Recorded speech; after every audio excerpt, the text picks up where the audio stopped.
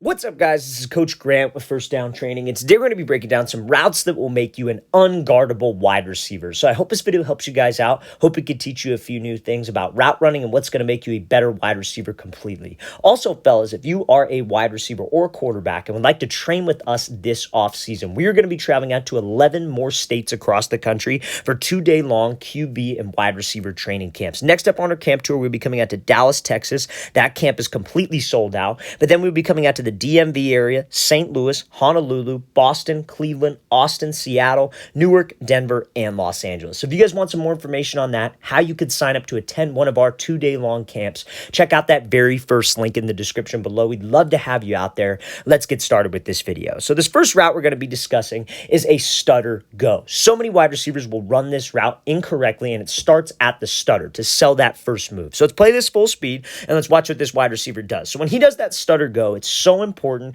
that we get the DB to stop his feet. And how I get this DB to stop his feet is by actually changing levels with my hips. So if I have to do this stutter go, one of the main mistakes that wide receivers will make is they won't drop the pad level. They won't drop their butt down. They won't try to drop their chin to their knee, and that is not going to get a DB to stop. Guys are so anxious to get to the vertical portion of this route that they don't take time to sell the first move. And that goes for any double move. You guys are running a sluggo, you guys are running a post out, and we're going to be breaking that down in a second. But any double move, you have to sell the first move first. So many guys will run up to this thing, just chatter their feet, beat the drum with their hands, but there's no change in speed. There's no actual stutter. And that's not going to get this DB to bite and not going to get this DB to stop. So anytime that I break down on a stutter go, I actually have to change levels. I actually have to drop my hips.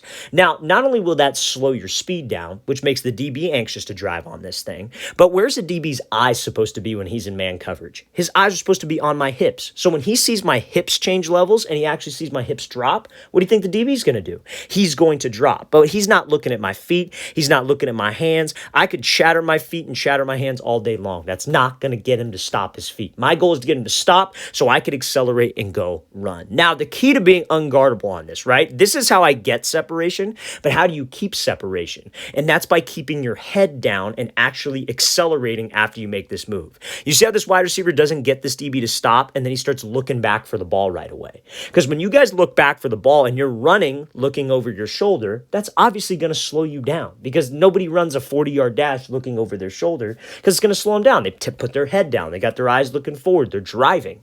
That's what we have to do after that first move. Same thing on an out and up. Same thing on a sluggo. After that first move, let's keep my head down and let's actually separate. Don't look until we got him beat by a couple steps. That QB is going to put that ball out there and let us go chase it.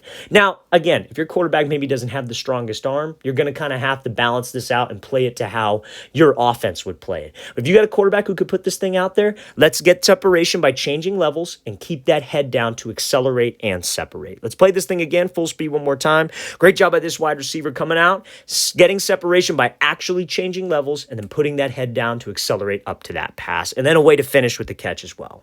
So this next example here is going to be another double move, and it's going to be kind of like an example of a post-out route, I guess you could say. He almost runs it like a deeper whip, so I'm not sure what terminology you would use for this, but it's the same type of concept if it were a post-out or if it were a post-corner. Okay, so let's play at full speed. So this wide receiver takes the inside release, he breaks to the post. Now, a lot of people will say, and a lot of DB coaches will say, okay, this wide receiver, this DB needs to be more disciplined. He shouldn't put his eyes in the backfield. He shouldn't be looking to the quarterback. Now, as a wide receiver, my mindset needs to be, my goal is to make him put his eyes to the quarterback because eventually he's going to have to try to make a play on the ball. Now, should this DB be playing us? Should he be playing my hands? That's a different conversation. But my goal is to get the DB to do this. Try to get him to be greedy and undercut this pass. So when I break to a post corner and I break to a post out, there are 3 things that are going to help you sell this movement. Number 1, that's speed. When this wide receiver breaks to the post, there's not a change in speed. So many wide receivers struggle with change of direction. And when they break to their first move on a double move, they break and then they take very slow steps. They don't actually sell with speed. And I'm going to tell you this right now, fellas, nobody runs a post like that. Just like how nobody runs a sluggo half speed. Nobody runs it out and up half speed. They run it full speed. So again, it's much easier said than done, obviously, to change direction while you're running full speed. Everybody's biggest nightmare is, oh, well, coach, I'm going to run full speed. I'm going to put the brakes on, but I'm going to hurt myself because I'm not able to withstand this cut. Not if you have the correct form and you've done the things in the off season to build strength with your cuts. This is why it's so important for wide receivers to work one-legged exercises in the gym, to strengthen their legs, to work on their balance, to work on their ankle mobility and stability, so you can withstand force when you're moving at a high speed. So I'm sure all wide receivers have probably seen, like pistol squats, for example, where you stand on one foot and you squat down to a bench, you sit on the bench, and then you stand up. That's building strength off of one leg, which is usually how we cut as a wide receiver. We're either snapping down and dropping on one leg, or we're making a speed cut off of one leg. And if you guys can do that and build strength there, that's only going to help you it's only going to help you make cuts while you're running full speed. And that is what we need to eventually get to, because that will help us sell single move routes like a comeback. You got to sell fade, and like a double move, like a post out, post corner, where you have to make a cut and actually sell the post with speed. Now, number two, what ties into that is your stride. So many guys, because they lack that stability, they lack that strength, they lack the ability to change direction and separate. They'll take choppy steps. So they'll break on the post to sell this route, and they take choppy steps. Now, the reason why I bring this up, the change in speed, the choppy steps, that's not going to get that DB to look inside. That's going to get him to lock this thing up. He's expecting a double move. They teach DBs this. Expect this on a double move. Expect the wide receiver to slow down on a double move. Expect him to take choppy strides, because they don't think that we can change direction full speed like that. So we have to make sure that I have full strides, full speed, and then I'm selling with my body language. Now, body language is a couple things. When you break to the post, again, to be unguardable, you have to make this believable. So when you break to that post, your hips and your shoulders got to commit to the post. Maybe we look to the inside with my eyes. A DB's not supposed to be looking there, but that's like icing on the cake. That's going to help. And if you can do those three things, sell with speed, sell with stride, and sell with body language, that is going to get you separation. So let's play this thing again, full speed one more time on any double move, fellas. If you want to be unguardable, you want to get a DB to crash on a move, you have to make sure we sell with those three things. Let's play it again, full speed. Great job by this wide receiver selling to this post and getting that DB to fly way off of this route. Okay, so next example here, I want to talk about this kind of hezzy skip release to attack a DB's leverage. So to be a tough receiver to guard, to be that unguardable receiver that everybody loves to talk about, you got to understand how to attack certain leverage looks. So when you come up to the line, there are three things that we want to look for. We want to look for a DB's leverage, how close or how far he is from me, and what type of coverage it is. So we come up to the line, DB is lined up in outside shade, right? He's outside leverage, and we have to run a slant route. So being outside leverage, it tells us a couple things, and we're going to break that down. But also it helps us pick what type of release I'm going to use. And that also is determined by how close or how far he is. So he's outside shade, maybe about a yard and a half, right? So that tells me that with my release, I need to threaten his leverage to the outside to get him off his platform, so I could take an inside release and run my slant, maybe run a post, maybe run a dig, whatever it might be. Okay, I don't want to just take off and run, because him being outside leverage tells me that he probably has, in a real game scenario, I know this is one-on-ones, but in a real game scenario, no DB is going to play outside shade man without safety help. He has help to the inside, and he's trying to force this wide receiver to his help. So what we have to do is we have to try to move him off his platform, attack him, and stay tight to him. So when I break to that slant, I break to that post, there's a big window between the corner and the safety, and that QB could put the ball there. So let's play this release full speed. I think I may have already played it full speed, but I want to play it one more time. So he does this little hezzy, like kind of double skip into this release. And that's something that's going to help us close the distance with the DB, but also threaten his leverage, because there's that gap. So what a lot of wide receivers, you guys have probably heard of the release called a wide step release, right? Where you take your back foot and you step wide. So you step wide outside the DB's frame. We try to get him to jump, and then I just burst off of that and take the inside release.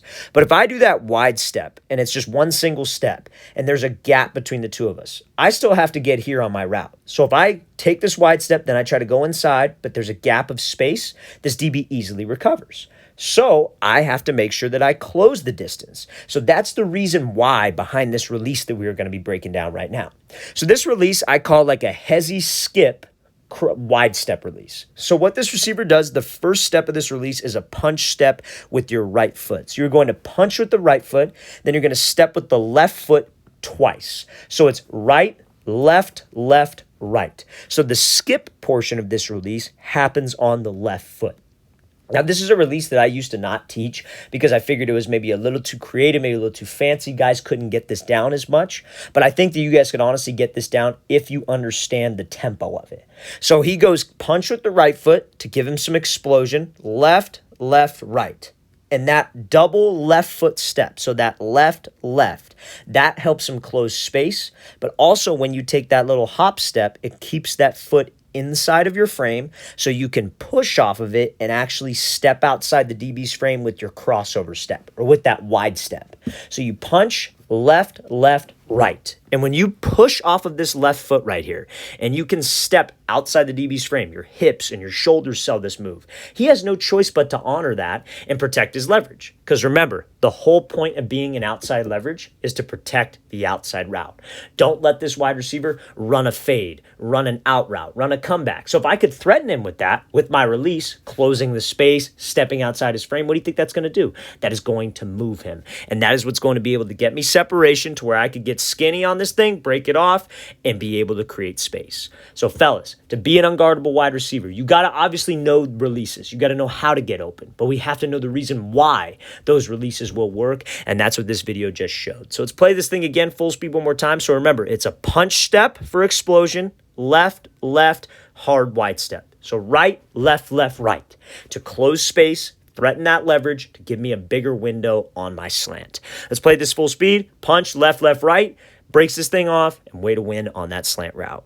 So we're going to look at this route from A.J. Brown in the Super Bowl here, and this is going to be I would say probably the best way you could get separation on a slant route, if I'm being honest. And it's if it's like a three-step quick slant, quarterback needs to get this ball out of his hands. And this is something called a diamond release. So a diamond release is one of those releases where I love to use it. I love to teach it. But a lot of guys are always hesitant with this release because they're afraid that a DB will not open up his hips. So let's play this full speed and we're going to break down what a diamond release is. So A.J. Brown takes a diamond release, which is 3 hard steps at the outside shoulder and outside hip of the DB. So he goes 1, 2, 3, gets him to flip, slips under, and is able to win on that slant route. Now, I only like this release on a slant because I feel like it's going to take too long if you do 3 steps, slip under, and then go run a route. I feel like that just takes too long. It's got to be a little bit quicker if you plan on running something else.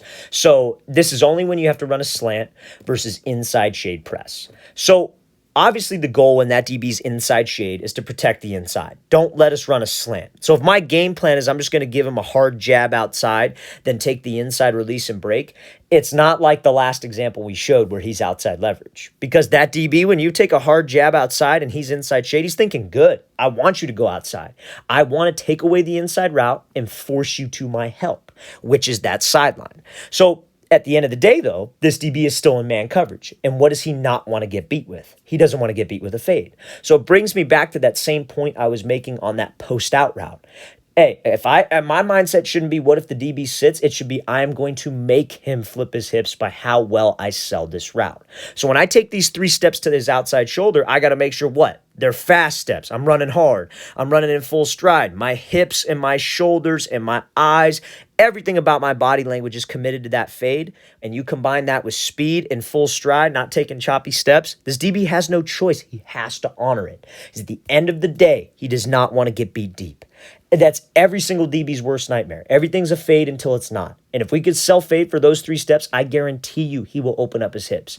Anytime, everybody loves to throw the excuse at me. Well, coach, I do this diamond release, but that DB sits. He's not going to bite on it. You probably didn't sell the route enough. Or maybe you didn't close space. There was probably something you did that didn't get him to jump.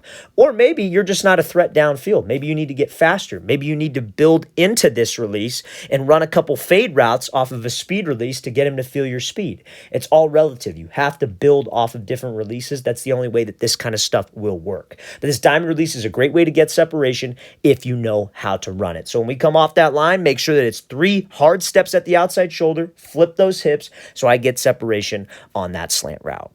All right, fellas, I really want to thank you for watching. I really appreciate it. If you guys have any questions at all, please don't hesitate to leave those in the comment section below. We always appreciate the feedback. It's always great to hear from you guys. And again, fellas, we are going to be traveling out to 11 more states this offseason for 2-day-long QB and wide receiver training camps. So if you guys want some more information on our camps in the DMV area, all the way to Los Angeles, California, check out that very first link in that description below. I'll see you guys next time.